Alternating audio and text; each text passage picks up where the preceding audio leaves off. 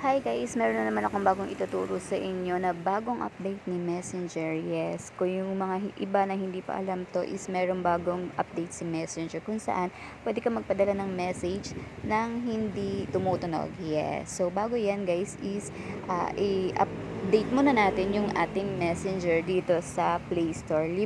Libre lang to guys, basta is naka-wifi ka or naka-data ka para hindi tayo nahihirapan gamitin si Messenger at para updated ka rin sa mga bago niyang feature or bagong update or na magagamit nyo sa hindi nyo pa alam. So, pero pag naka-update naman yan guys, is pwede ka na mag-direct. Hanapin mo lang yung kachat mo or kunwari yung lagi mong kachat na maganda to guys, isend kapag gabi, hindi na masyadong tutunog yung cellphone nila or hindi na masyadong tunog ng tunog. So, for example, ito guys. So, babatiin ko lang yung aking hipag tapos tatanong lang natin kung anong handa niya tapos lalagyan mo lang siya ng slash.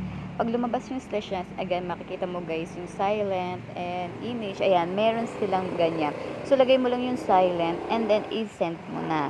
So pag sinend mo na yan, marireceive naman nila yan pero walang notification or walang ringtone, parang walang tunog. Di ba may mga tunog yung messenger natin kapag meron nagchat-chat sa atin. So pag yan yung ginamit nyo is naka-silent lang yung tunog na mapapandala nyo sa inyong kachat. O, di ba bongga? Kaya kung ako sa inyo guys, i-try nyo na to. Yun lang. Thank you for watching.